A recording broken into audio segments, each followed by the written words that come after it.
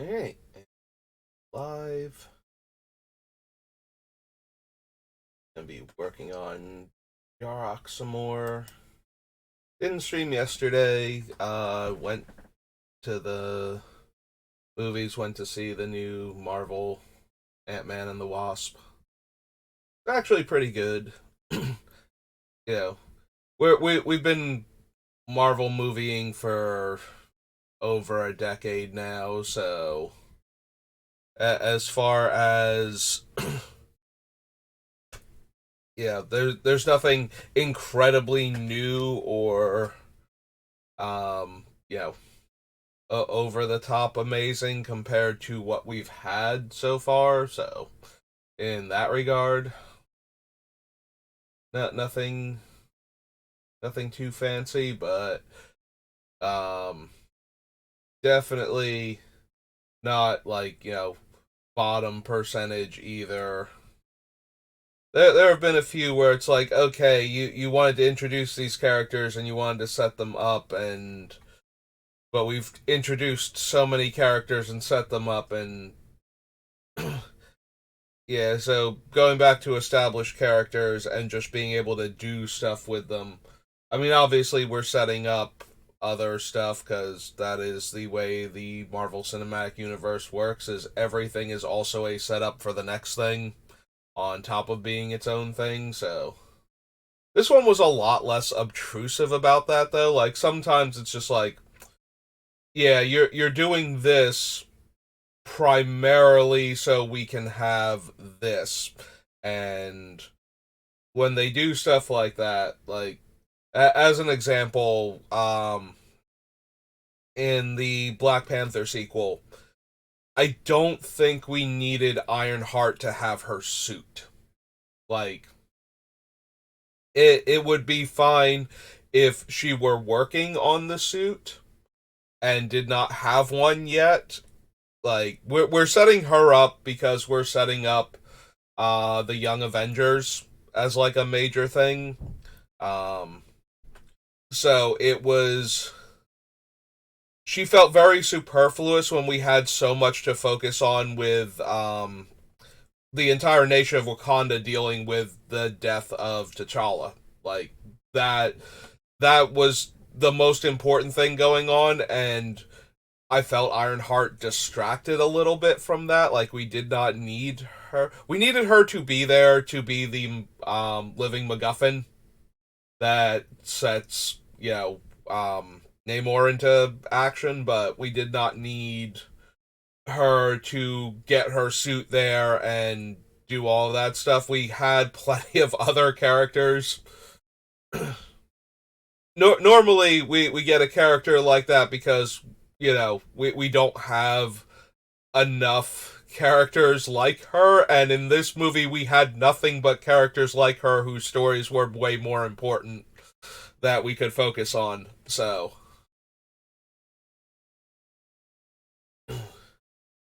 like literally, she is the second character that is also a young black woman genius in the movie, and we needed to focus way more on Shuri, which we were for the most part. But when we were focused on Ironheart, I felt it was kind of distracting from Shuri's character arc, and I would have rather spent time with basically any of the other main characters at that point. For what little, like, she was not on the screen a ton of time, but the giving her the suit was for the fight scene was basically just like, we need to promote that we're doing Young Avengers, so here's Ironheart. And that felt so superfluous to the rest of what was going on when she was on screen. It's just like, nah, we didn't need this. We have so much else going on with Shuri, with the captain of the guards, even with M'Baku, like any of these other characters. The secondary member of the Dala Milaje, I'm terrible with their names, by the way. Like I remember Shuri and I remember M'Baku and T'Challa, obviously, but The rest of the cast, I have so much trouble remembering their names. Like, literally, the leader of the Dala Milaje has been in like 10 movies now, and I cannot remember her name to save my life. um, and I do feel bad about that because she is a major character since she's shown up in the movie. She's been in like just about everything. She was like one of the few survivors from the snap that got some screen time towards the beginning of Endgame and whatnot. And she's in Falcon and the Winter Soldier, and I can never remember her name. And I feel bad because I can remember, like, if I can remember Shuri and M'Baku, why can I not remember her name when she's in more stuff?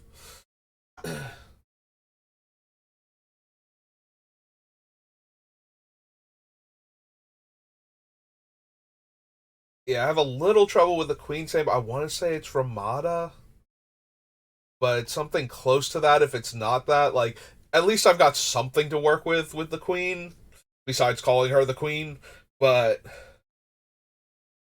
like the leader of the Dala Milaje, that's the only thing I can call her because I cannot remember her name ever. I like I said, I do feel kind of bad for that because I'm already terrible with names, but you think after like you know 4 movies where she's a major character and one series where she shows up, for a few episodes and she's important to be there, I would be able to remember her name.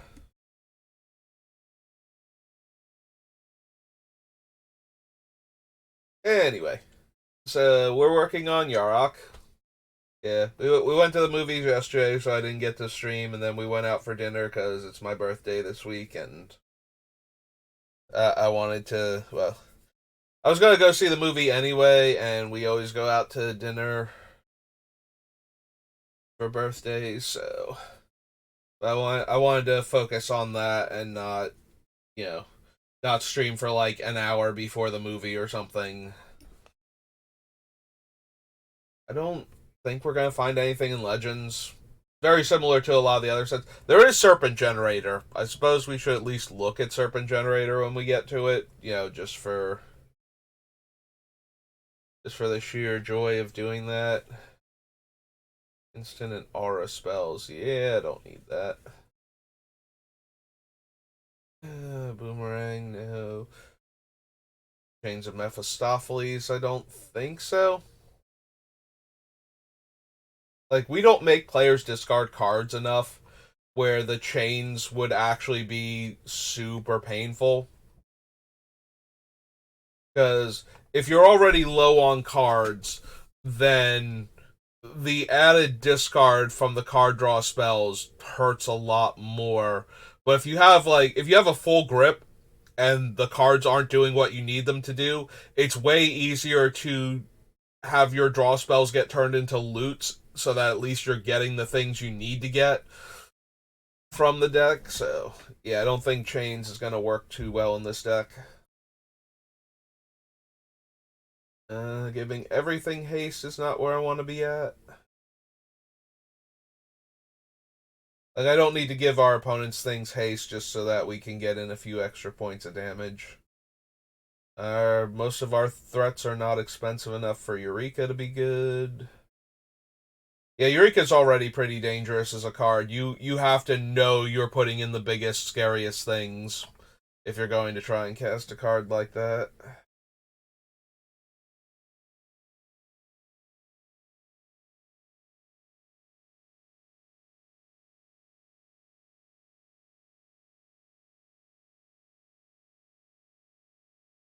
Yeah, this isn't a Hellfire deck either. Too many of our creatures are also non-black, so like all of the Might tokens, all of the infectious insect tokens. I say all of the Might tokens as though we have more than like one or two Might makers in the deck, since Mights are primarily a white effect from what's its name?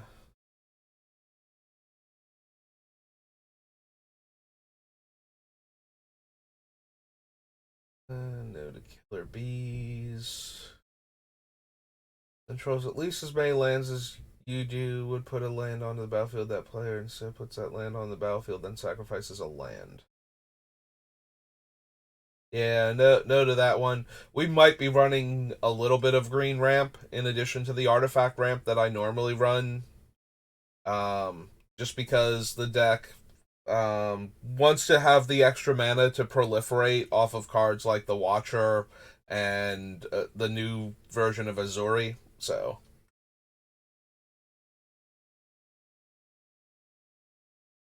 also we have the um Sage that land falls to proliferate, so hitting land drops actually helpful on multiple fronts. Yeah, okay, we'll add a mana drain to the list. I'm always a sucker for mana drain.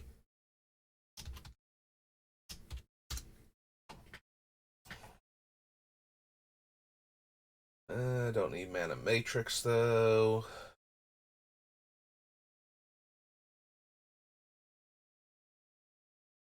Yeah.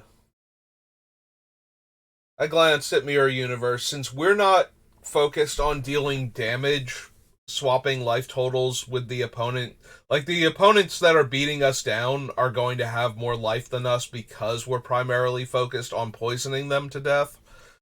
So there was a half second thought for Mirror Universe just because we're not trying to lower the opponent's life total, so they might be a bit higher than normal, and ours might be in danger. So if we don't die, we can swap life totals. If we get down to like 20 and somebody's still at 40, we can steal their life total real quick. It's probably not worth it, and we probably want to run something else instead. Most of our stuff is cheap, but Nether Void, we're still not taking advantage of Nether Void.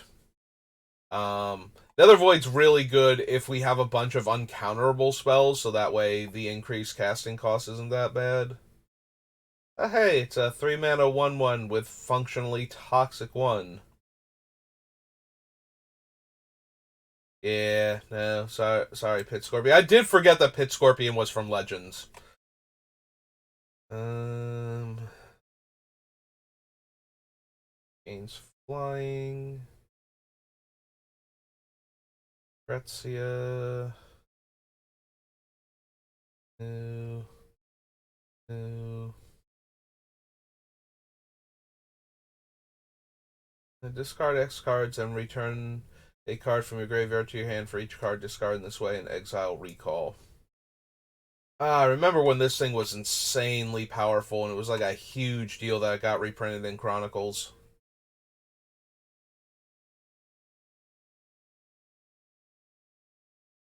Yeah, not having to run green for regrowth for your powerful cards in like grindy vintage control decks was such a big deal. So having access to a cheaper recall was super helpful. And now it never gets run in anything, and I feel kind of bad because now it's just like you're going to discard your card, pay a ton of mana, discard all these other cards to get back relevant spells. Like you're down a card and you've tapped out at sorcery speed, like all of these negatives. But it used to be it's like, no, you just, blue and two, discard a card from your hand, get back your Time Twister, and then next turn you cast Time Twister with all of your mana up, and you just get, yeah, good times. Way better times than it looks like it should be. That was the thing. There were a lot of one card is worth way more than you know specific one cards were worth way more than random one cards. So discarding on a 1/1 and losing this card still usually worth it. Getting back cards like Time Walk, Time Twister, Ancestral Recall, Mana Drain, all the good stuff. Uh,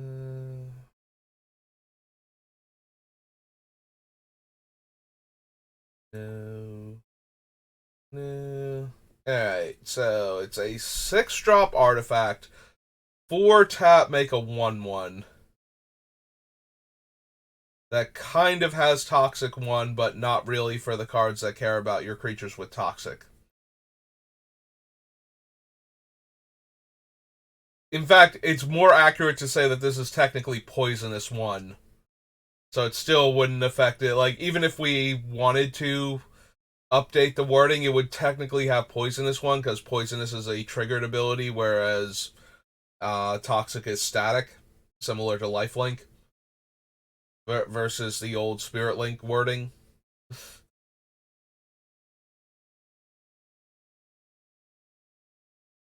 Yeah, I'm looking at this card and I cannot see us wanting to run it just because it is such a huge mana investment to make a token every turn. Like, we could be doing so many better things, and at the same time, it's kind of like it's only twice as expensive as Trigon of Corruption, and it doesn't require taking turns off after you've spent the charge counters if you can't proliferate it. But that's so corner case with how much proliferate we have that even that argument seems kind of hollow. Yeah, this one and maybe the Mosquito are like the two best cards, I think. Like old poison cards to try and get onto this list. Because the Mosquito is like a 1 mana 0/1 flyer, and if it attacks and isn't blocked, it gives poison counters, so.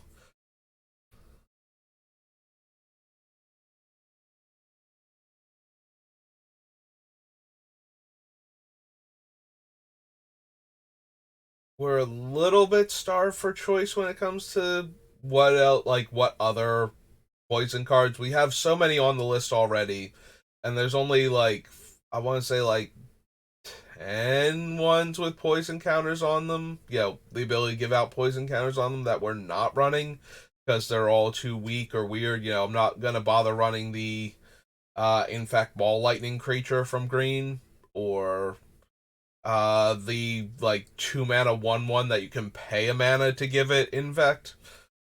Um like, none of those are at all appealing to this deck. At least the Serpent Generator keeps making 1/1 snakes that have functional Poisonous 1.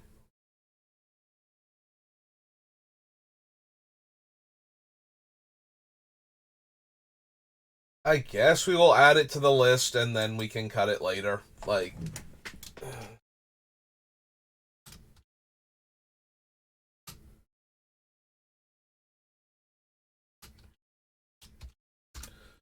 like, come on, why is it more expensive than the Hive to cast? Like, just knock it down. If, like, I understand, like, it has to cost a ton of mana because back in the day, this effect was considered extremely powerful, but nowadays it really isn't. And if it could just start like 5 mana, there's no way it starts off at less than 5 mana to cast because the Hive was 5 mana and like 5 to activate, but the Hive gave you a 1/1 flyer as opposed to this 1/1 poisonous creature. But yeah, they priced it as though the alternate win condition were realistic with it, I guess, at the time. Oh well. I just want my terrible card to be a little less terrible because it barely functions in my deck. Huh. I did not know original Sylvan Library was considered an uncommon because it's literally rare in every other set it's ever been printed in until Dominaria Remastered, where it got like a mythic rare printing, which I'm guessing is just like the alternate art. Here's the cool version because even the master sets didn't bother with that, and they could have. Yeah, I was going through. So I've been going through and putting away my collection from like binders into 5,000 count boxes, and I was doing like, I don't want to put the Arabian Nights Antiquities Legends into the box because while there are issues with protecting the cards in the binder if you have too many binder pages or something, like I had that problem with a couple of Magic sets where the cards on the first page kind of got caught on the edge of the binder rings and have little dents in them now because of that, or big dents in them now because of that, bordering on creases. Um, the boxes, I'm always worried that something will get like half caught underneath a handful of cards and get bent that way. So they all have their upsides and downsides. The binders though are too cumbersome individually for me to keep moving them all around, and because of how high they're stacked, several of the binders will wind up lined up with my windows, and the plastic keeps getting dried out by the sun, and they become like cracked and damaged and don't hold the cards properly anymore. So the 5,000 count boxes are just a better storage option, I feel like. But while I'm going through them, I want to keep track of like how many of any given card I have, so that way I have some rough idea of if I have four of something, because it's really easy to remember certain cards, but other things that are like you don't use them for anything, so it doesn't come up as often. You know, like how often am I going to use telekinesis in a deck? The answer is never. But it's a Legends rare, so it's like, how many of them do I actually have? And then it turns out the answer is like one, which, you know, I wanted to make sure I had at least one copy of every tournament legal card in Magic. So sometimes I have one copy of a card, sometimes I have more.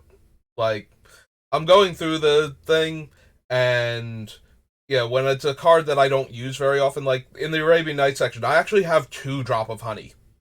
And I did not know that. Like, I genuinely did not know that. And considering that Drop of Honey is literally one of the most expensive enchantments in Magic, um, that's, you know, how do you not know you have two of that? Well, you see, I literally never put it in a deck, and I bought it in like 1997 just to have one. I think I might have bought the second one for like $40 or $50 when Drop of Honey was actually starting to do like a tiny little bit of something somewhere in Legacy. And it's like, okay, here's a cheap, like, little bit beat up Drop of Honey. I'll pick that one up because they're starting to get expensive. Um, but yeah, like I know I only have two Bazaar Baghdad because I had the one that I bought back in the day because I used to collect lands, and then when I was getting my workshops for Vintage, because I started getting bad, I quit Magic for like a year, roughly year and a half, during Mirrodin block. But I kept all my stuff because I knew too many people who sold all their things and just like, oh yeah, now I want to get back into Magic and I'm sad. So I gotten out of Magic, and during that time they had like unrestricted workshop in Vintage and whatnot, and so I came back and I'm like, okay, I kind of want to build shops.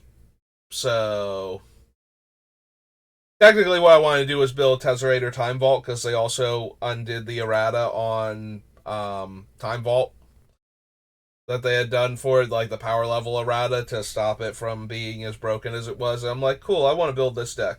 So I bought 3 workshops, which was an insane amount of money back then, and would be like, I bought all 3 of them for what I would have spent on one of them now, basically, is what it comes down to.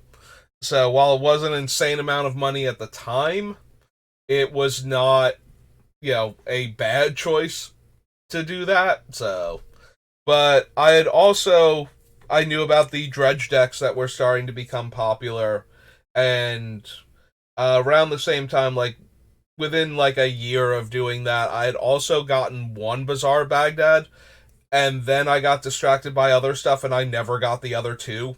So, yeah, I really wish I had gotten 2 other Bazaars back then, so I would have Bazaar Baghdad now in case I ever want to do like aggro Bazaar and Vintage or anything. But what are you gonna do? The important thing is I have two of them, so it will only cost me an arm and not a leg if I want to do the deck. But anyway, so what got me started on this is um I actually have a like English Legends Sylvan library, and I did not realize it was an uncommon. Like that was one of the ones I knew I had. Some stuff I'm just like I genuinely forget because I can't keep track of all of it. Like I said, the drop of honey, I have never used that in a deck. I've considered it for decks, um, because running large creatures in Commander, there's almost always going to be like little dinky creatures running around, and if you have a drop of honey and somebody wraths the board, nobody else can add to the board really until you've had your turn and the drop of honey has expired because there are no creatures in play anymore. Because otherwise, anybody who plays anything, if it's the smallest creature, it's going to get killed by drop of honey anyway. So either they have to play a lot of creatures, make a bunch of tokens or something, so that way they can afford to lose one of them while redeveloping their board quickly, or they just all have to pass and then I get first crack at playing a new creature onto the board. So there have been decks where I've considered Drop of Honey, but I've never actually put it in one of the decks. So it's one of those things. It's just like, how do you have this and not know you have it? It's like, because I never do anything with it. It just sits in a binder because it's too expensive to just have out. And the problem with the binders is that taking them out and going through them is just like a huge thing. That's why I'm doing the 5,000 count boxes. So, but yeah, the Sylvan Library made me think of that. I did not realize it was an uncommon in Legends. I thought it was a rare, and I thought it was a lot more unlikely. Now, granted, it's still the original Sylvan Library in Legends was a vastly underprinted set, so compared to what modern Magic is with every set. So it's still a particularly rare version of the card, but it's not as special as I thought it was, basically, is what I'm getting at. But yeah, I wanted to make sure like how many of various things that I had.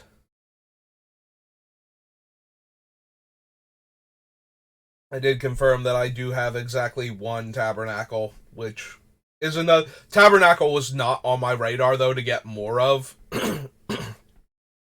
Like the legend rule had just changed during Kamigawa, and it was still if somebody else played it, that then they would be mutually destroyed instead. So by the time the tabernacle was a huge deal, I had one, and I was pretty sure that it was like primarily one in most of the decks that were running it. Now I wish I had more tabernacles because it really wrecks things like the aggro bazaar because bazaar is a manaless deck, so as trying to put a ton of creatures into play. So it's really hilarious when their Hogak and Vengevines and everything just explode because they literally cannot pay mana for them.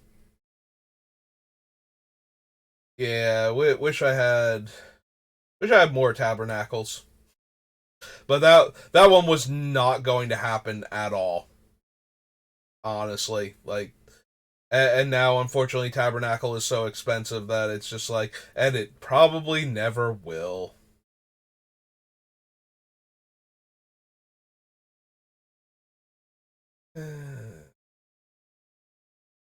I know I'm over here complaining about the one tabernacle I have when most people do not have and never will have tabernacle at the Pendrell Vale because it is so absurdly expensive. I do think Magic prices, like, I am not thrilled how expensive things are in Magic. And I own all of these things, so it's just one of those things like the way Wizards handles reprints anyway. The reserve list is more to the detriment of the game at this point than it is helpful because you can't. When I started playing Magic, you know, back in like 1994, um, putting together a vintage deck was something you could only do, like, I had a job from like 13, so I had money, and I wasn't, I'm a 13-year-old kid in a middle class family. I don't have any bills. I don't have to help the family, get by. Like, that's not why I'm working. I'm working so that I can get work experience and have my own money. So, and it still took me like until 19, I did not have a vintage deck until 1999, 98. When did Urza's Destiny come out? Because Urza's Destiny was where I finally got my Lotus. And I think the Lotus was the last thing that I was missing. Um and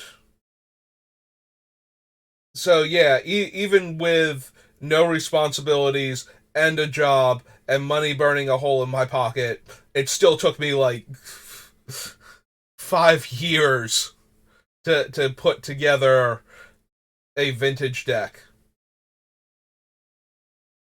So it's not like it's not like this game was cheap back then either.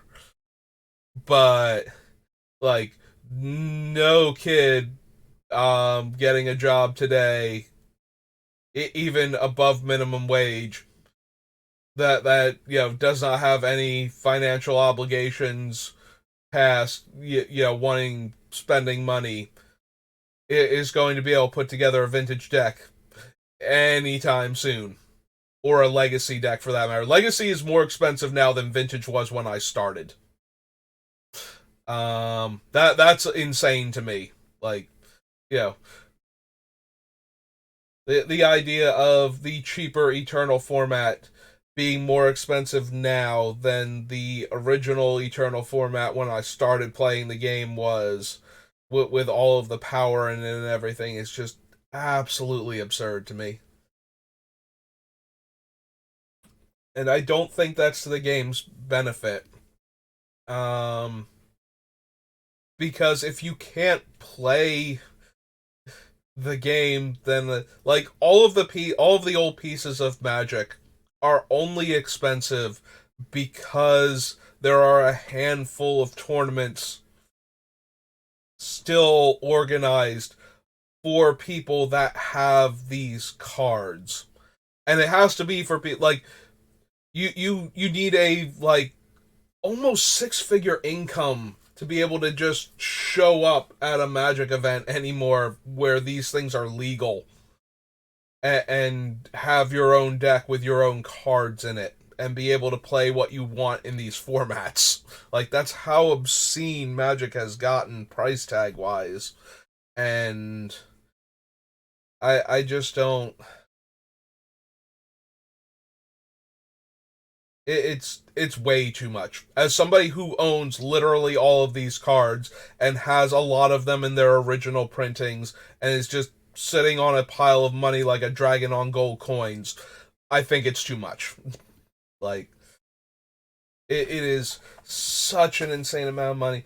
And another thing, that the problem with the reserve list is not just that, like, it is also that it doesn't do, like, it does do what they intended for it to do, which is make sure that the prices of old Magic cards are stable, trending towards almost potential or almost perpetually increasing, not potentially, perpetually increasing, because the supply just keeps diminishing. Like, you know, I knew somebody who, when Sandy hit the East Coast, it's like, I lost my Magic collection, and it's like he lost Underground Seas as part of that. Like, that's just a playset of Underground Seas that don't exist anymore. And that is what will keep happening to old Magic cards, is that the supply can only diminish. And then you've got people like, I had a friend, I haven't seen him in years now. He sold his collection. The only thing he kept is his Black Lotus that he has in like safety deposit box at his bank. And he's not doing anything with it, but he likes the fact that he owns one. So that's just a Black Lotus that nobody else can run in the tournament now. And it's, so the availability of the cards is always diminishing. Like, it never goes up. Like, dozens of people would have to just throw up their hands at Magic and be like, no, I want out of this game, that have these cards in order to get any kind of supply back into the thing. So, but the thing about this is that if you look at the prices of cards that aren't on the reserve list that are super rare and insanely expensive, and that card gets a reprint somewhere because it's on the reserve list and it's super expensive, so they can just do that. The regular price does not fall significantly on the other cards a lot of the time. Like, once the card if the card has literally no other versions of itself, it takes a hit when they first do this. But Wizards almost never reprints things like this at, like, regular rare. They're always like a mythic in a set that costs twice as much as a regular booster pack. And, you can only get it on the supplemental sheet. Like, they can very easily put cards like this into sets at such extreme rarities that you can't possibly consistently open. Like, if you spent the actual amount of money on the card in packs, you would never see it, or anything of its value out of those packs sometimes. And sometimes you'll just get it on the first pack and get like two of them and be like, oh yeah, no, this is amazing. But for every person that's doing that, there's like 5 people that didn't open it now. So, and it doesn't do as much damage to the secondary market value as people think that it would. Like, we've been getting what's their names? Like, Force of Will has been in almost every fancy set at Mythic Rare since they started doing fancy sets. Like, they well, not since they started doing it, like Eternal Masters, because none of the modern Master sets could do it. When they first did, they did like Eternal Masters, and here's a Force of Will, and then they did like Anniversary Masters or whatever it was, and they put Force of Will in that, and Dominaria Remastered has Force of Will, and Double Masters has Force of Will, and all of these sets have Force of Wills in them, and in Alliance's Force of Will is still like $120. That's an uncommon from a set that was printed in like 7 different languages. This isn't like the early sets where it was in one language and they underprinted it because they didn't think that Magic was going to be the seller that it was.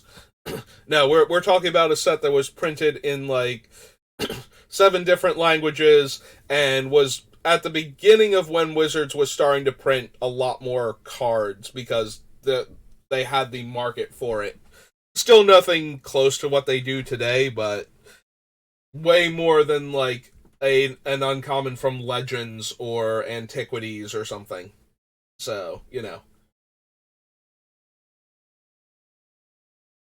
And that card is still $120. And all it's done is create like a bunch of Force of Wills that are worth like $50, like $80, something like that you can get. And sometimes there's fancy versions of those ones that are worth as much or more than the original ones. So, like, it's not like they destroyed the price on these ones by printing the newer ones. So that's the big thing about the reserve list that I don't like, is that it doesn't actually serve its function the way you want it to. Like, Like, yes, it makes sure that these prices never go down. It makes sure that the Abyss is like an $800 magic card and that Tabernacle is like a $1,500 magic card forever and will only keep going up. But at the same time, if they put Tabernacle in a supplementary set at Mythic Rare and like did a limited print run with it, like Tabernacle would probably still, if Tabernacle is like 1,500 right now, it would probably still be 1,000. Like, it's going to go down. It would lose like a third of its value. It's still $1,000 magic card. Like, if you bought Tabernacles back in the day, if you bought Tabernacles anytime before like 3 years ago, you probably can still sell your Tabernacle for what you paid for it. And if you bought it like, you know, 10 years ago, you made money still. Like, you didn't lose money by buying that Tabernacle. But, we can't ever get more of them. Yeah, I'm ranting about the reserve list now. Like, the reserve list has always been a hot button topic ever since it was implemented. And it is probably long term health of the game one of the worst things that Wizards has done. But at the same time, because of what they did with it, repealing it is also bad for them. Like, it's a terrible PR move to investors in the game as opposed to investors in the company to repeal the reserve list. Like, there are people that spend literal millions of dollars a year on Magic cards that would have a temper tantrum that would be financially devastating to Wizards if they rescinded the reserve list. Like, entirely. But at the same time, it is not good for the long term health of the game if people cannot afford to play the game. And that wouldn't be such a huge issue if a lot of these cards weren't legal in their most popular casual format. Like, we are building a commander deck right now where I am looking at cards like Tabernacle and Abyss and whatnot, and thinking about, do I want these in my deck? Like, that is a real consideration for me. Do I want to put these cards in my deck? And that is, it's a casual format. There's nothing like, yes, I want to win, but I want to have fun more than that. So the question is more along the lines of, will I have fun winning the game with these cards? Will it be cool when I play them? Will I have a more fun Magic experience for casting this like $700-800 card into the game? And as somebody who loves playing with the best cards in the game, yes, it will. Like, I have played Vintage before. I love playing with old, powerful Magic cards. And new powerful Magic cards, too. I love playing with good Magic cards in general. Like, the reason why my collection is what it is because I wanted to never not be able to play what I wanted to play. Basically. Like, that's more the reason why it bothers me that I don't have the other two Bazaars and like an extra Tabernacle or two, is because if it were correct to play them in a deck and I don't own them, that's frustrating to me. As somebody who owns literally every card in the game, the idea that I don't have enough copies of the card to be able to play the deck I want to play is frustrating. And then to only have the option of spending like 2 weeks worth of pay, 3 weeks worth of pay to buy one of these cards, and that's not an exaggeration, I have to work like 3 solid weeks and then not spend any money on food or, my property taxes for the house that I live in order to buy one of these cards. I think I like food and having a place to live more. Unfortunately, the tabernacle is not a physical location that I can go to once I've purchased it and live there and get food handed to me. So, I kind of, and I don't have like a ton of financial, you know, responsibility here, even with all of that. Like literally all I'm paying for is the property taxes, along with my brother. So I pay half the year's worth of property taxes.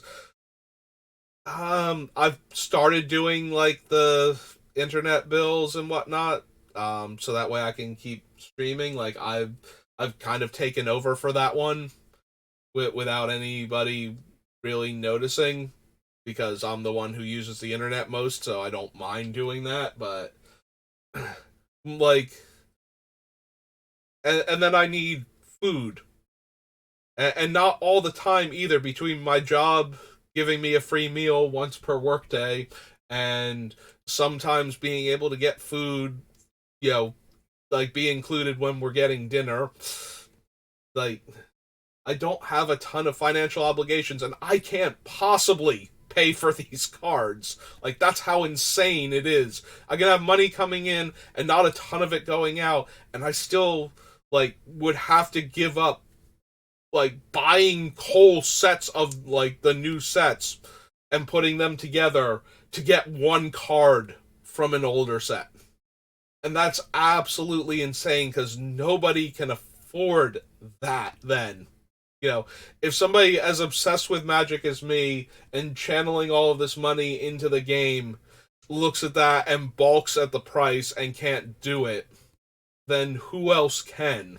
You know, like I said, you need to be like an accountant, a lawyer, a doctor, somebody with an actual and like a good one too. You need like a high five to low six-figure income in order to play older formats with any kind, like in order to just be able to go, yeah, no, I feel like playing in this format. I'm gonna go grab, 4 of the dual lands that the deck runs. dual lands are Dual lands might be the most insane thing, like as far as that goes. I genuinely did not realize that the revised versions of some of the blue ones were over $1,000 because I haven't had to price any of them recently. Like I knew they were getting up there because I knew that when I traded for the Bayous, like 5-6 years ago, to get 3 of them, I had to get up to like $700 in trade to pick them up, and I have so much like old stuff just sitting in boxes that that was actually a thing that I could pull off, but it's still like that fact actually actively depresses me because I remember when they were under $20 a piece. Like my original 40 dual lands set me back like 800 roughly, 700 and something, all tallied together. If I had bought all of them, it's close. Like I traded for some of them. I won a couple of them in tournaments. Um, oh god, there was a tournament where the prize, it was a like two-headed giant before two-headed giant was really a thing, and the prize was two Keljoran outposts and two Savannas, and I won, and the other guy wanted the outpost more, and Alliances was still a pack you could buy at like for like $2 and change. So I'm like, take the outpost. I'd rather have dual lands. And Keljoran Outpost, while some amount of money today, because I'm pretty sure all of the lands from Alliances, like all of the rare lands that sack a land when they come into play, are on the reserve list. I'm pretty sure, and I could be wrong about this, that Savannah, as one of the literal cheapest dual lands you could ever buy, like that one and Badlands, I think are like the two cheapest ones still. Pretty sure I made the right call there. Yeah, that's how I got two of my Savannas and one of my underground seas, one of my tundras, and one of my scrublands because I traded for all three of them because I was running a white black deck at one point that was splashing blue for cards like Brain Geyser to get the card advantage from it. Ooh, excuse me. Um, so I've opened booster packs of literally every set except for Alpha, Beta, and Portal 3 Kingdoms. Like I have open booster packs of every other set of Magic the Gathering. Okay, I think I have not opened like one of the starter set that did not come with the unique cards. I did not open any of that, I think. I might have. There's like a starter 1999 and a starter 2000. And I think the 1999 one was the one that had like the Visordrix and like the ghoul that is a highway robber and the one goblin that's worth like a ton of money from there that destroys a land when it comes into play. Um so yeah, I've opened like packs of that one, but I don't think I opened packs of the other one that just had reprints in it that weren't like cards like that. But yes, I have opened both of the other Portal sets and Unlimited, Arabian Nights, Antiquities, Legends, Dark, Fallen Empires, all of it. From then forward. Um, very, very little of most of the expensive stuff. In fact, I've literally only opened one booster pack of Unlimited. And I got Thought Lace as my rare. And that kind of put me off of buying more packs of Unlimited. I did, however, open Berserk in the uncommon slot. This was back when Berserk was very highly sought after and one of the more expensive and unique cards in from older Magic sets still. And I was able to trade it for those three dual lands. Just straight up. Because Berserk was like $50-ish, and this one was like pack fresh mint. And the dual lands were like $20-ish. So a pack fresh, like as close to mint as you're going to get out of the packaging, Berserk was worth, like three dual lands to this person, and yeah.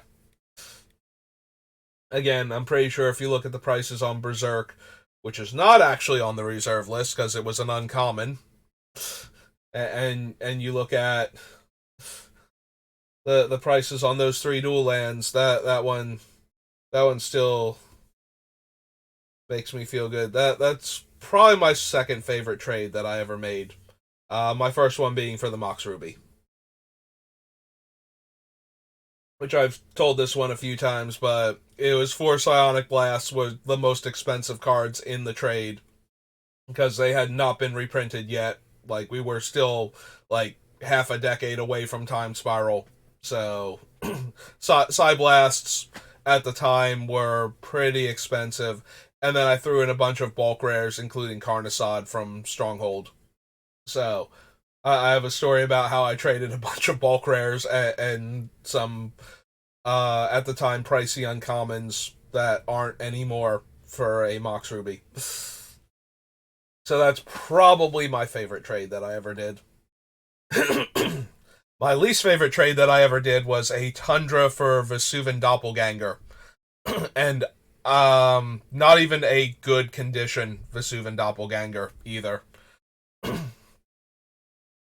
Doppelganger was like an even trade at the time, although this one is so damaged that you would probably need to proxy for it. And the Tundra was um like light play near mint. So that one was pretty bad. Yeah, I had the opportunity to open a revised starter deck that I purchased in Australia actually when I was over there for a program like uh basically a foreign exchange program where I was in Australia for like a month and visiting like up and down the East Coast.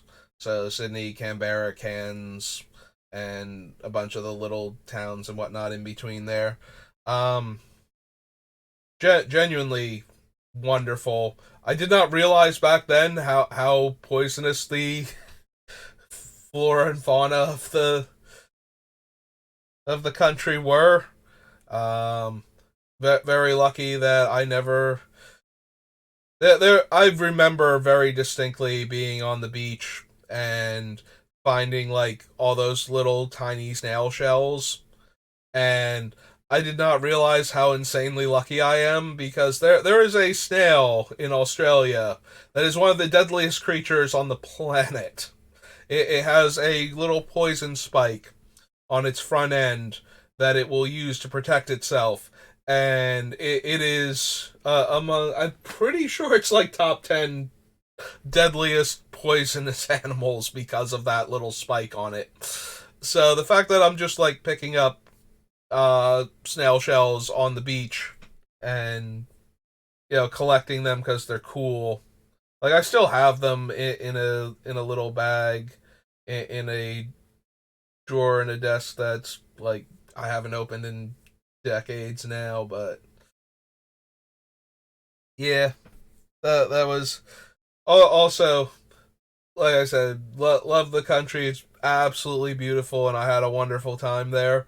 Um, I have severe arachnophobia, only to real life spiders though. Like I am mostly fine. Like I'm completely fine with animated spiders, even CGI ones that look very realistic.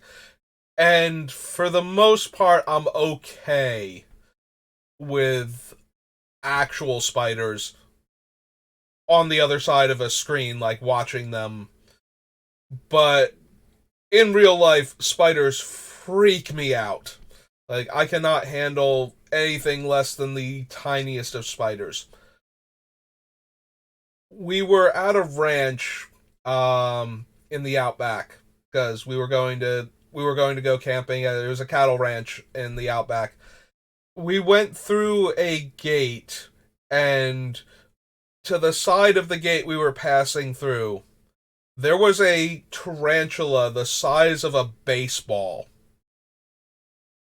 in a web it had made strung across the two posts that were sticking up out of the like there was like a um like 5 foot gate or 5 foot fence rather, and then there were like these poles that were sticking up above the fence, and this thing had strung its web across two of those poles. Yeah, that was not good times for me. That was genuinely terrifying. That thing was, like I said, this thing was like its body was about the size of a baseball. Like if the legs were all curled up, it would be about the size of a baseball. With the legs sprayed out, it was, like another 50% of that. And just sitting in its web, waiting patiently for a bird or something to fly into it.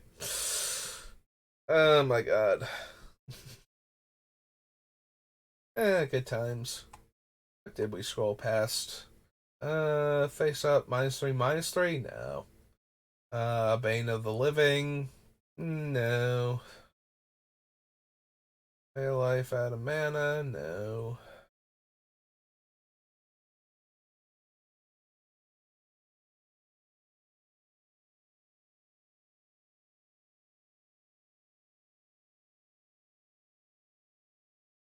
So Brood Sliver makes Sliver tokens.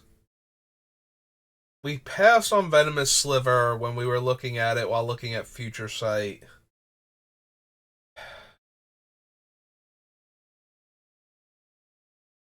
This thing is a 5 mana 3/3. The problem is that the other slivers are not going to make it into the deck. We won't have room for them.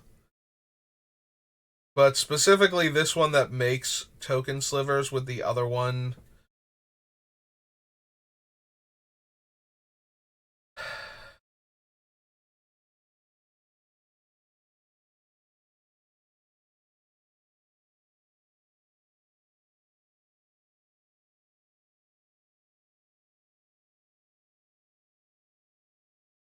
It's probably still not worth it, but I'm trying to think because the only other sliver I know that can make sliver tokens on its own is the queen, which we can't run. So that leaves like Sliver Smith, which is discarding a card to make a 1/1 sliver, and we're not getting enough value out of that thing. There's also the Hive, but the Hive only works if we already have a sliver in play. It's not like we can keep cranking out slivers and then find the venomous sliver and have them all be like, oh, and now they're all poisonous one creatures, and yeah, we can't actually do that. Yeah, I think the sliver angle, like I already wasn't feeling it when we were first looking at venomous sliver, but I did have to consider it. But even with like, did we even bother putting him on the list? If I go to future sight,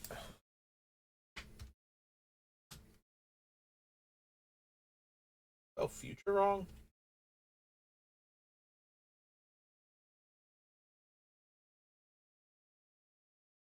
Help me out here, maybe.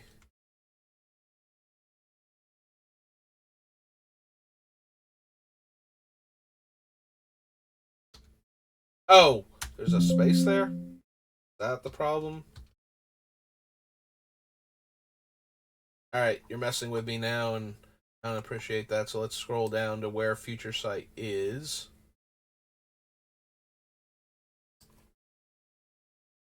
FUTURE.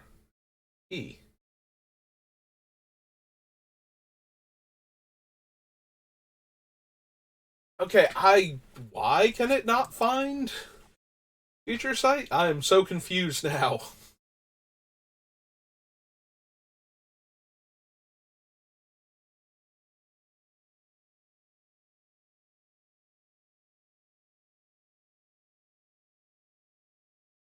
I have no words for this. Like, why can it not find this? Like that's kind of the whole point of having the navigation thing is. But yeah, we did not wind up putting it in there. Okay, nope. That's still messing with me. Like right now, this is messing with me a lot. It's like, why can we not find this? Kind of the whole point of having this thing. Like if I put in Lorewind, we immediately go to Lorewind. But if I put in Future Sight, okay, now we want to work. All right, cool.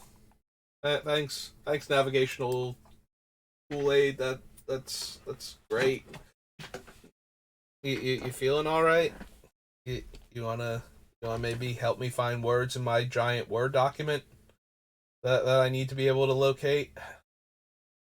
Because not all of them are bold and underlined, and a lot of them are bold and underlined. So that's not in and of itself not as helpful as you would think it would be.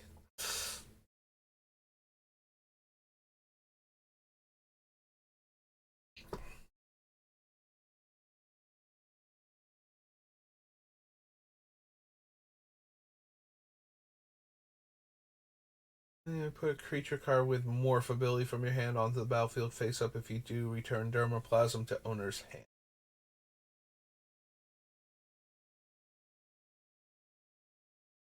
Nope. These. Choose a creature type? No.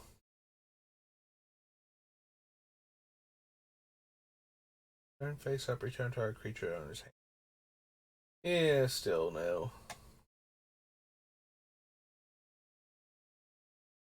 I'm sorry, I'm looking at the Echo Tracer and I'm seeing like the background stuff. I always thought he was a bird.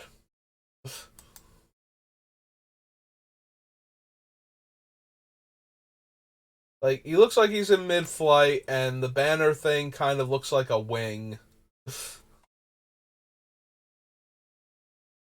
Okay. I wonder how many times I made that mistake, like, during the limited format for Onslaught Block.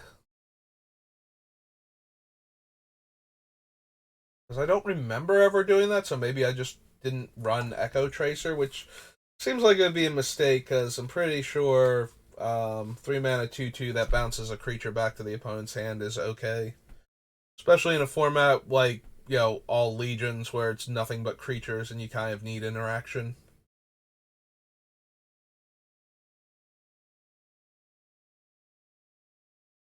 Don't have enough zombies, don't have enough wizards, don't have enough elves.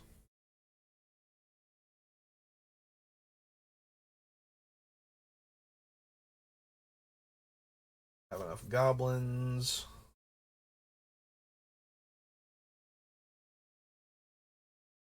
Yeah, you probably still don't like Graveborn Muse. I'm kind of more interested in when I don't have a ton of zombies. Like, drawing 1 to 3 cards and losing 1 to 3 life is usually okay. Once I'm drawing like 4 or 5 cards a turn and losing that much life, it starts to feel like I'm actively killing myself faster than any opponent could. That's kind of not where I want to be. Turn target creature with more face down. No.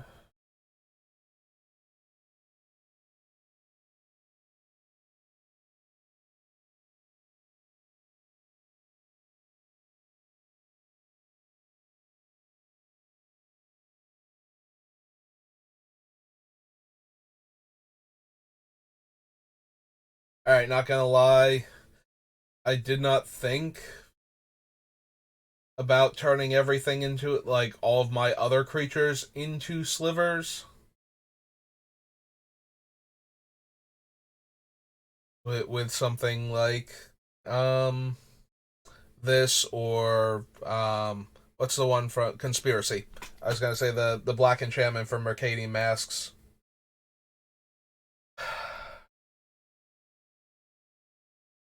Standardize is only until end of turn. Xenographed only affects the cards in play.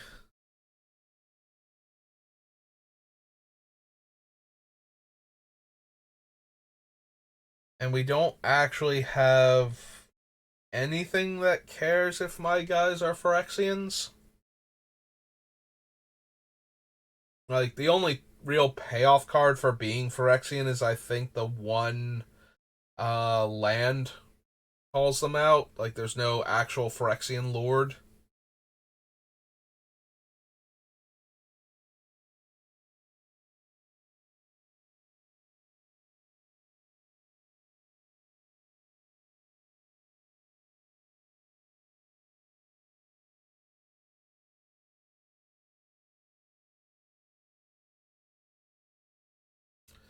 Probably still not worth it, but it does do like one thing for the venomous sliver, because if all of my things were suddenly slivers and they would all get the venomous one from that in addition to their toxic and infect, so it would be a third different thing that we're stacking. The thing is that with the venomous sliver, I kind of want the things that would make more copies of it to increase the potency of the venom, so that way we're getting more poison counters per hit. Hey, it gives me something to think about, but I don't think right now we want it.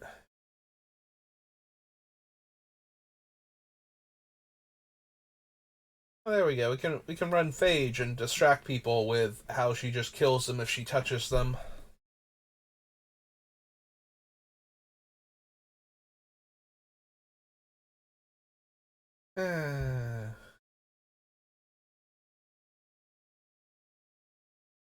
Yeah, the fact that she's when she enters the battlefield and not you putting her into play specifically. I mean, I guess it'd be hard to word it like that, but the idea that your opponent can blink Phage and you will just lose the game seems unnecessarily harsh.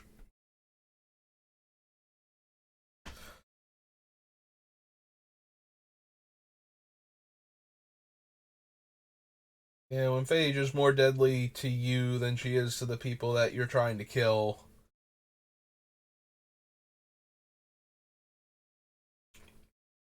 From that player's graveyard, so no.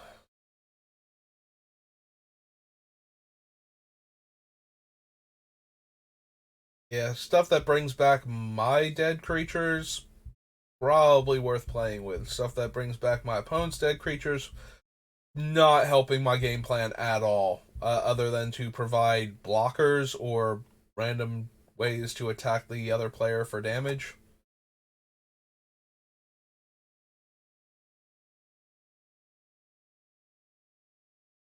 Okay, so nothing, nothing from legions, unsurprisingly. It being entirely made up of creatures and um none of them having any kind of poison mechanics.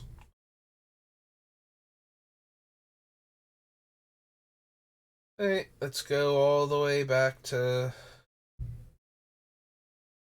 the original set.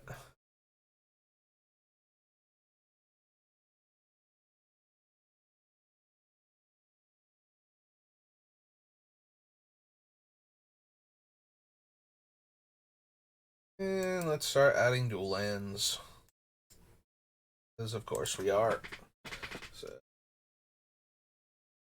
you go.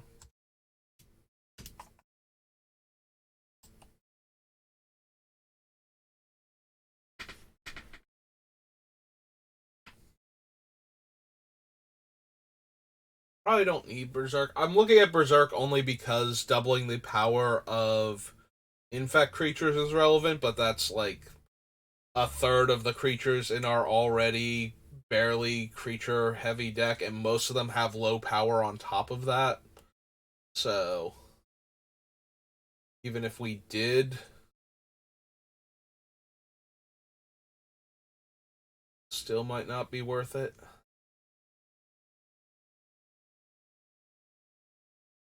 Yeah, we'll run Demonic Tutor.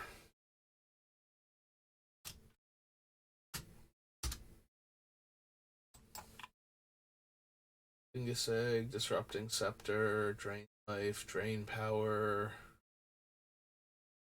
Pass Bond, Force Field.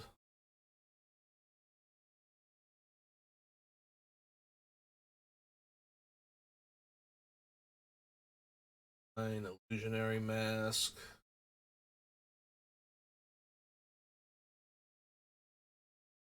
Ooh, excuse me.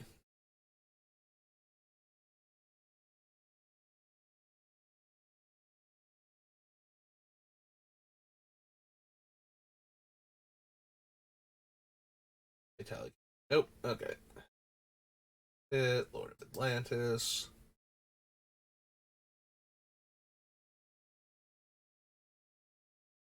Or Magical Hack. Do we want Mana Vault? I think the answer is no. So a lot of the creatures that we have are relatively cheap.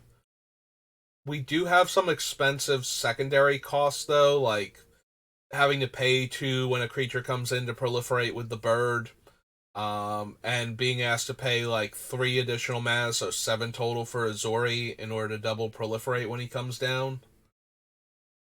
That being said, these are additional costs we want to be able to pay every turn, so I think we would rather have like a Worn Power Stone than a Mana Vault.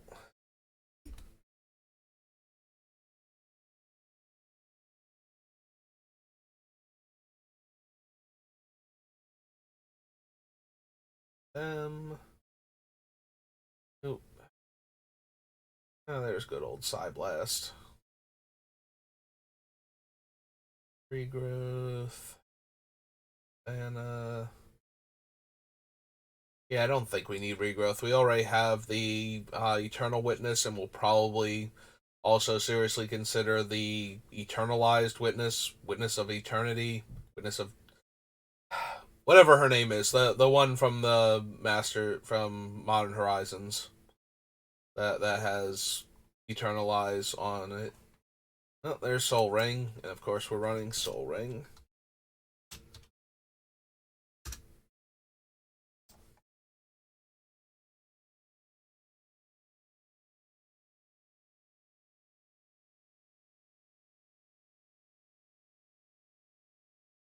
Okay, there's the Hive. Costs 5 mana and 5 to make the token, and it's a 1/1 flyer. That's like so much better than stupid Serpent Generator. Probably could have been 4 and 4, and it would have been fine. Definitely could have been 5 and 4 to activate, and would have been fine.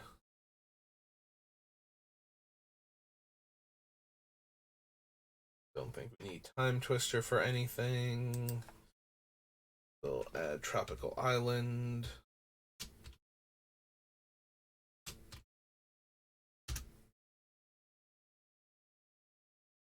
Nami, Tundra, Underground Sea.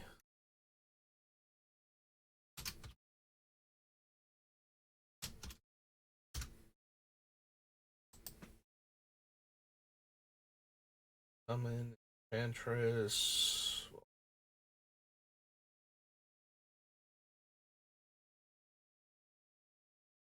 Web.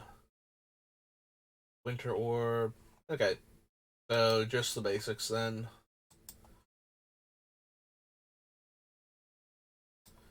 So that was limited edition alpha. We're now on Lorwyn. And then the old M sets, M10 through Origins.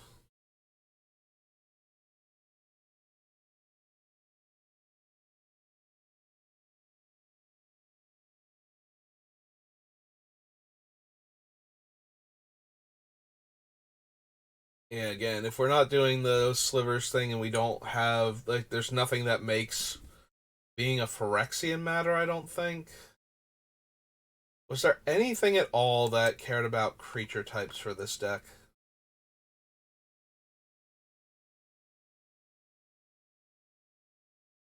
Glacial Chasm, Force of Will, Wood Elves,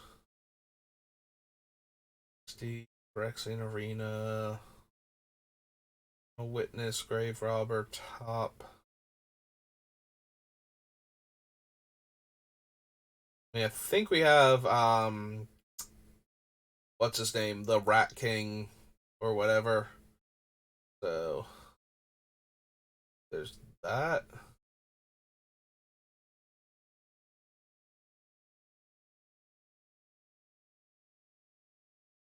That's Inexorable Tide, Nim Deathmantle, Plague Stinger.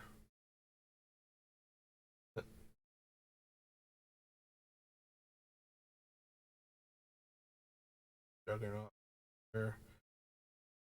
Septic Rats, Corruptor, Blade Agent,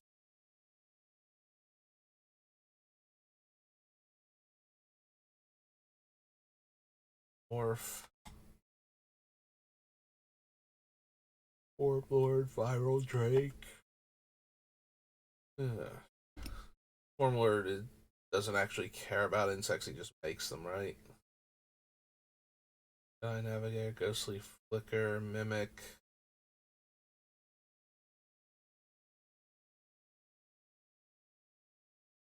All of a sudden, I'm thinking that there was one thing that actually cared about creature types. Now I'm wondering what it was.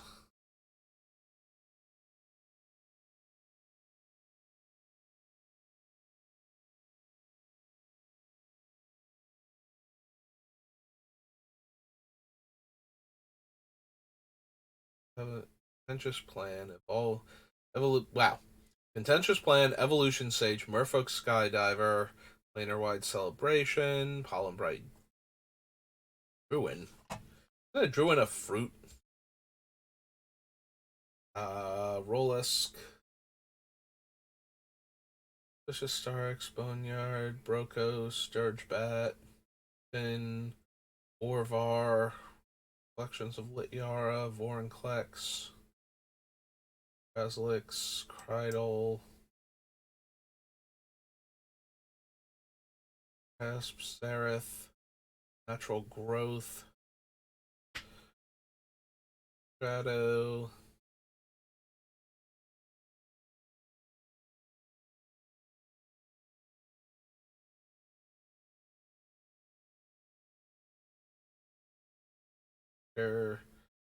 Story, Experimental Augury, Gulping Scrap Trap, Icar Gauntlet, which we still haven't selected a bunch of planeswalkers for that thing yet, so. Terramonix, the Rat King. Rat Priest, Siphoner, Hive Master, Roots, Urinax, Rat Priest, Brutalizer, Hybrid,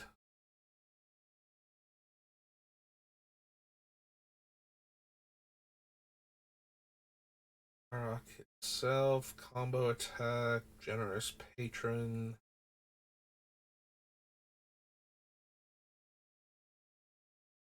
Reaper Hulk, Siege Behemoth, Azori, Gigantoplasm, Marin, Kindred Discovery, Judgment, Guardianship, Earthshaker. Okay, so the only thing we really have that cares about creature types is Amulax, whatever his name was again. Just saw it and completely forgot it. The Rat King from All Will Be One. I don't think I'm going to find any like super good changelings though that I'm going to want to add to this deck, since none of them can inherently have any of the poison keywords.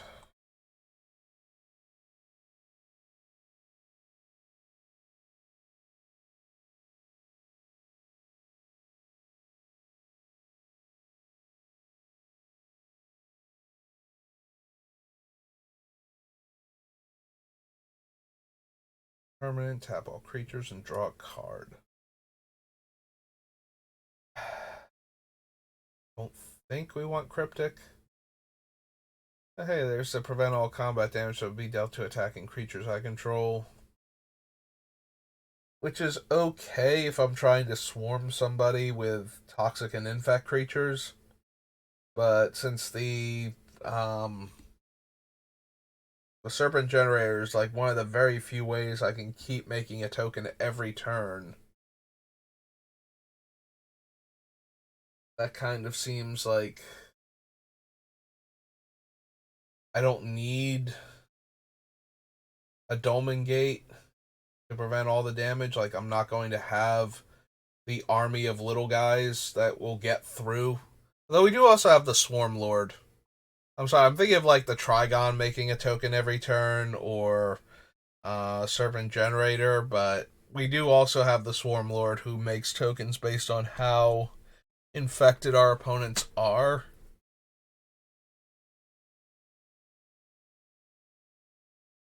That's the only three cards that I've named that benefit greatly from this being in play.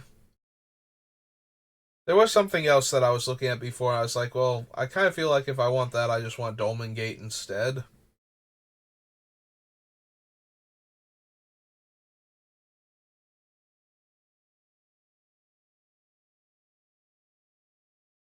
Yeah, okay, so probably not. I did want to consider it, and I was also taking a moment.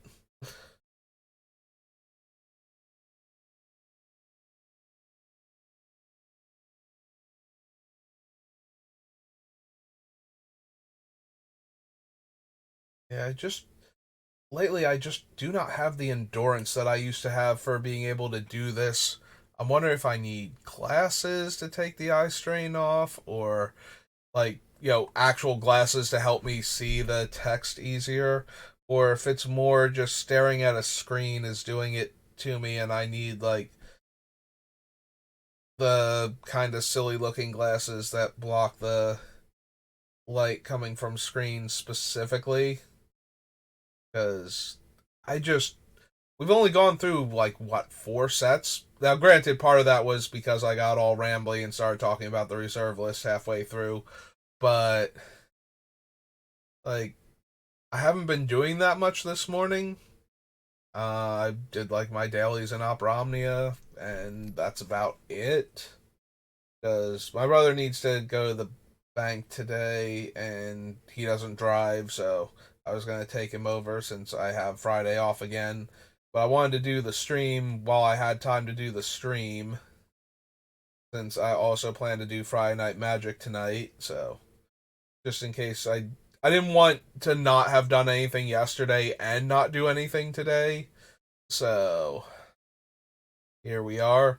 But yeah, I'm just like drained. I'm starting to get like, and I don't know what it is. Like, I'm not tired, but it just drains all of the energy out of me, and all I'm doing is sitting here and reading cards and considering if I want to put them in the deck or not. And the mental strain of deciding whether or not they go in the deck is not actually the problem here. It is reading all these cards and scrolling through page after page of things. And it's really frustrating because I should be able to do this for like hours on end because I have done it in the past. And now that but I didn't do it, I would do it for hours on end for like a thing, and I would start to get worn out after a while in much the same way. So it's not like this is new. It's just that since I started streaming, like last year, I've done this a lot more than I used to, and it's taking a weird toll on me that I was not prepared for. Yeah, I'm not seeing anything.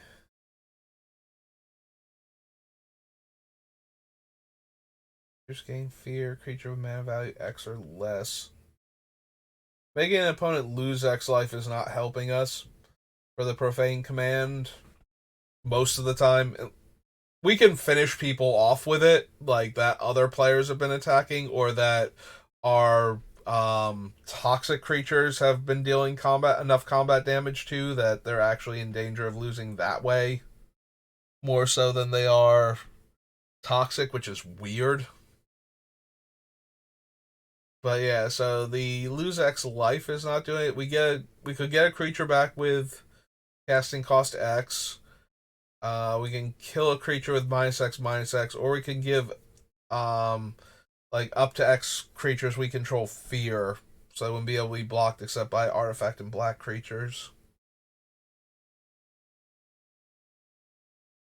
Um, yeah, probably not.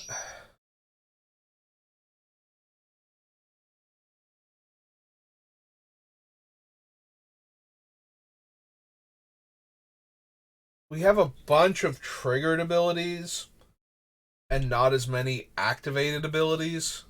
Like, our activated abilities to proliferate are basically Contagion Clasp and Contagion Engine, I think.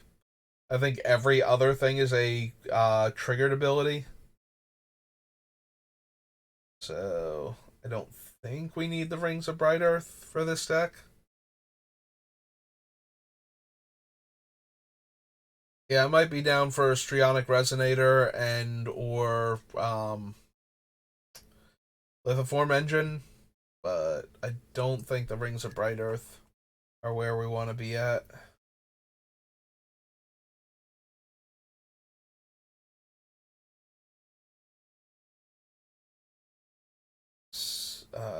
Temptation Sower. Tap pay one in blue. If you do, return target permanent to owner's hand. No. Amethyst, no. Thoughtseize, no.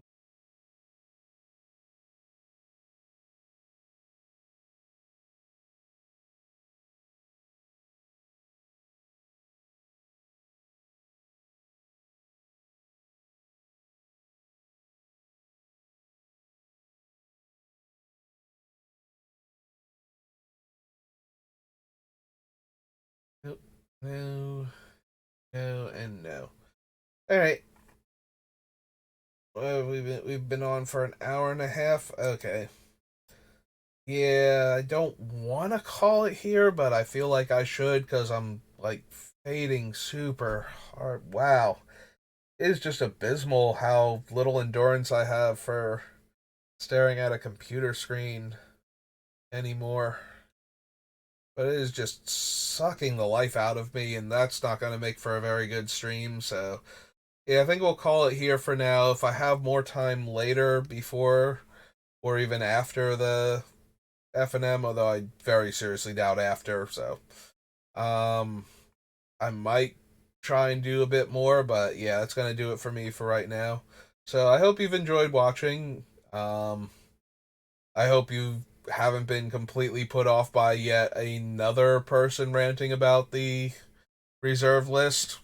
You know, one of the few topics that always starts a thing for people who've been playing Magic for a long time. Definitely one of the hot button issues of the game is, being able to reprint old cards so that people can play with them versus, violating a self-inflicted agreement with their community. Because Wizards' track record for rescinding previously agreed upon um uh like it's only as legally binding as they let it be, but it's still like a thing. Like, I'm thinking of comparing it to their attempt to revoke the open gaming license for D&D that has been in place since third edition when they first acquired the product line, and how bad that was. But whereas the open gaming license was allowing freedom to players to be able to create D&D related things to then share and even sell to other D&D players, which created a whole cottage industry of role-playing supplements that were tethered to D&D and therefore encouraged the sales of their core books and their own products by having all of this other stuff out there that you could then find, or or were encouraged to make yourself and then share with others. um the reserve list is more for very specific players and collectors and um basically customers of Wizards of the Coast. Like, it was designed to protect their perceived investment in the game, which, again, literally millions of dollars get spent on Magic the Gathering in a year. They made $1 billion. Wizards made like $1 billion last year from Magic and D&D, and you can't alienate somebody who accounts for 1% of it by themselves, basically. Like, if you alienated, 10% of your sales, like, but by doing that's a huge drop off from what you could sell before. So you don't want to do that, but at the same time, it's not doing anything for anybody else playing the game. Like, if you have if you have hundreds of thousands of customers that are making up the other, um, you know, close to $1 billion in sales, and then you cut out like these people that only that spend like disproportionate amounts of money on the game with the idea that they are investing in the game and making money off of the game, and therefore are incentivized to keep buying products to open or to sell or just to sit on and wait for them to accrue in value before selling them back off again. Like, it's it's a problem that is not like, it's easy to say, oh, the heck with those people and abolish the reserve list because it's bad for the players in general. But it's also in the same vein as the open gaming license, it is something that Wizards took upon themselves to promise a community that they had created, that they would do this and would abide by it. And when they violate that thing, that like, there's no legal thing forcing them to continue to do this. It is purely their own, um like, they could potentially be sued for fully violating the reserve list, not like, you know, insanely overpriced proxies, but actual just flip off the reserve list with both hands and start printing whatever cards they wanted to whenever they wanted to.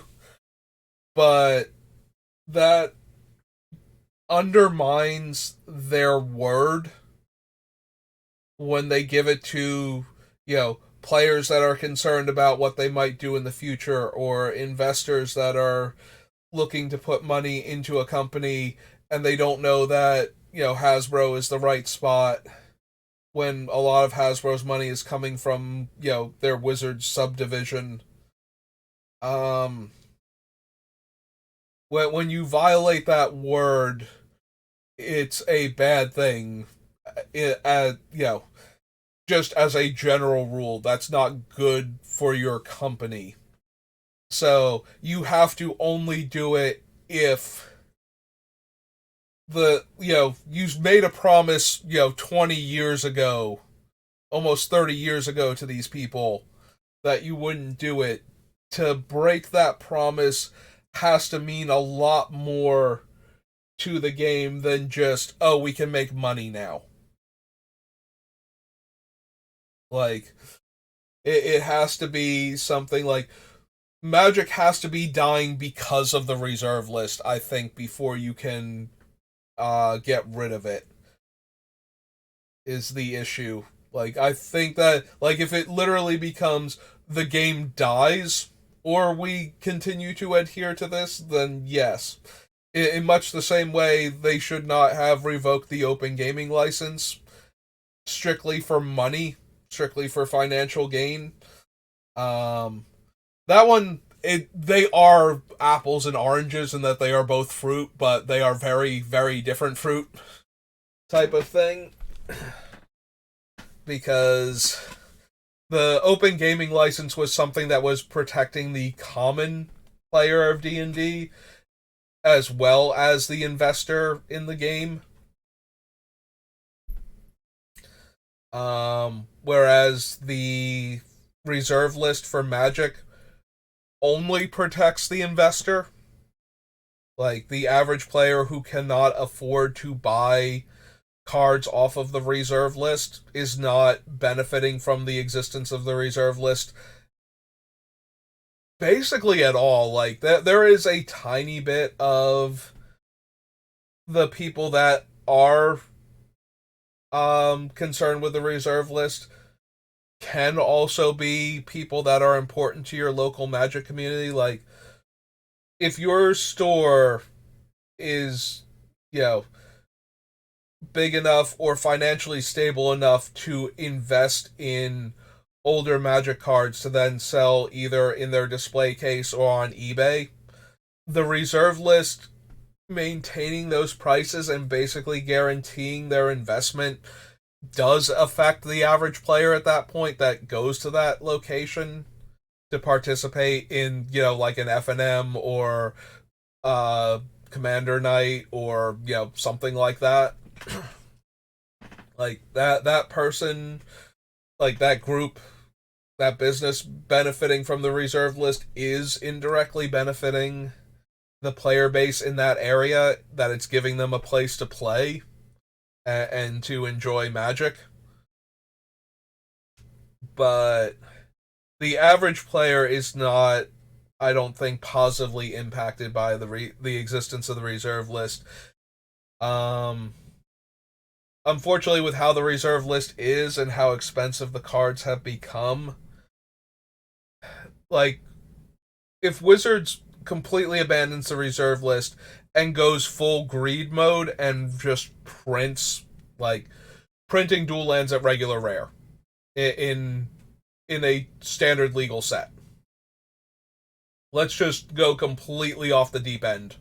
Like, because out of all of the cards that are super expensive and super valuable, none of them are as non-format warping, breaking as the original dual lands. Like, they would definitely have a massive impact on every single constructed format that they're not legal in if they did this. Like, it would be a very sweeping thing to do, but let's say they did it.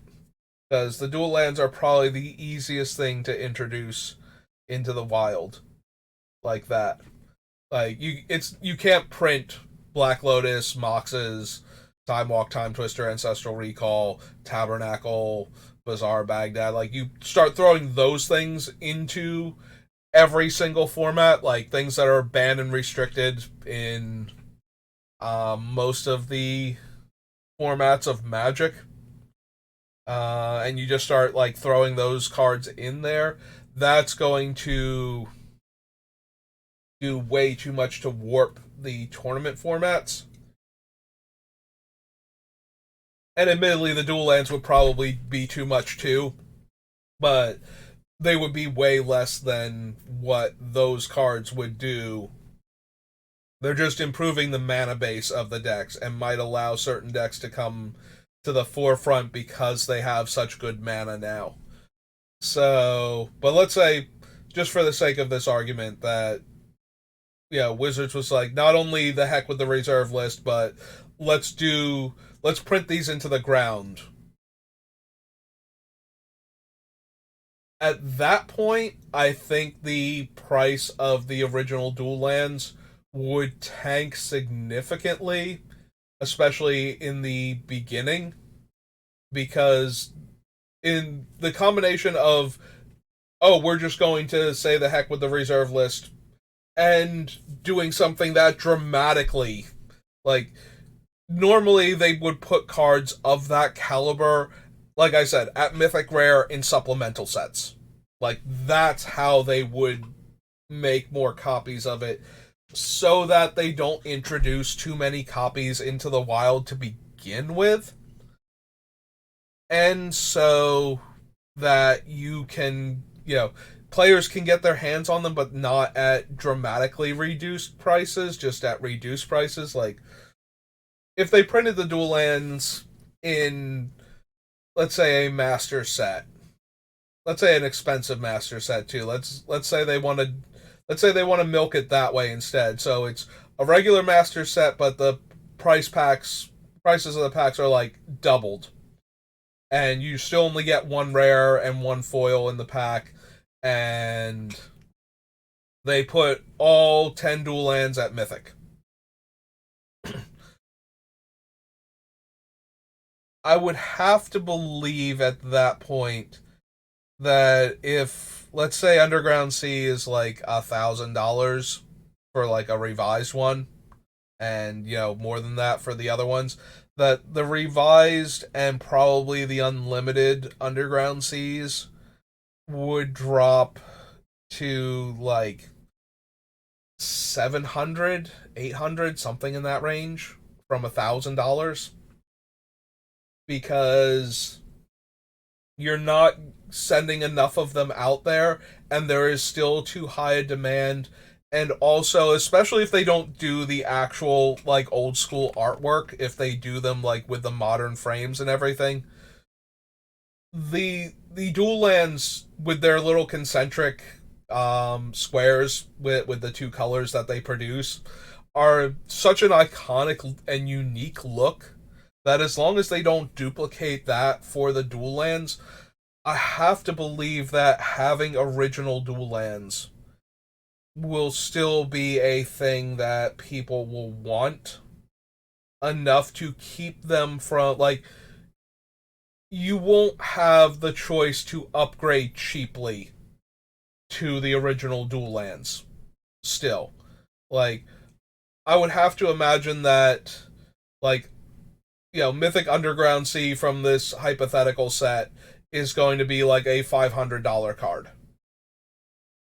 because the other ones are like $1,000 plus, and so even with this thing, it's going to be close to 500. Like nobody is going to open an Underground Sea and trade it away for less than half the value of of the OG Underground Sea at that point. On the other hand, if you print it in a standard legal set at like $3 and change per booster pack at rare, I'm pretty sure you would sell out of all of those that initial set. Like people would buy every single box up because of the dual lands and not knowing if anybody was going to reprint them again, let alone at that rarity. And most of those packs would get opened. Some people would hold on to the boxes because the value of the box would go up just because trying to get a box of the set would be super rare. But you would run into the issue of like all of these lands would be like these new rare lands would probably be no more expensive than the most expensive mythic in a standard legal set, which I think like right now, like Sheoldred and Norn and Mondrak and all of them are in like the 40-ish dollar range, 50 bottom end. So that would give you way more cheaper options for them, and that might be an issue because that would actually tank not tank the value but give you a dramatically cheaper version that you could get. Like even if nobody would sell, like at that point you might lose like 40 plus percent off of the value of the OG dual lands that are white border, like revised and unlimited. There's still going to be the originals though, and there's still going to be a lot less of them. Also, I don't think anybody who took that hit financially to the value of their collection is going to be looking to unload. Like some people will because they'll suddenly want to get out of Magic because they don't think their investment is safe anymore and they want to get the money they can get for it while they can get it.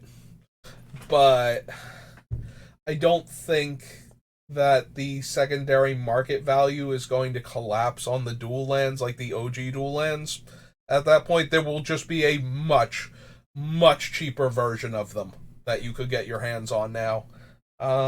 Which would then open up the idea of actually being able to play Legacy to people. Because one of the most steepest hurdles to climb over to get into Legacy is the cost of your mana base. So, eh. But yeah, it's not as easy as just abolishing the reserve list, print whatever you want, because that's going to undermine Wizards, I think. And right now they have a massive credibility issue. So going back on something that they declared 20 years ago, 25 years ago, whatever it was, that they were never going to do, probably not a good look right now, even if it is something that a lot of the players want. It's not an easily resolved issue. Like, some people think it's very easy one way or the other. It's like, no, you should never ever get rid of the reserve list. You're stuck with it now. You probably shouldn't have done it in the first place, but here's where we're at. Or, oh yeah, they should have abolished the reserve list like 20 years ago. It's absolutely pointless, and it just makes, the players miserable. And unfortunately, it's not quite either of those. But like I said, it's a thing. Yeah, not having to stare at the computer screen while I talk, and just being able to, like, occasionally glance over and make sure that nobody stopped in to say hi or anything, and that I'm still recording. Has been perfectly fine, but staring at the computer screen is not my friend right now. So yeah, we're closing in on the 2 hour mark, so I'm gonna call it there. But thank you for watching. I hope you've enjoyed this, and I will see you next time. Have a good rest of your day.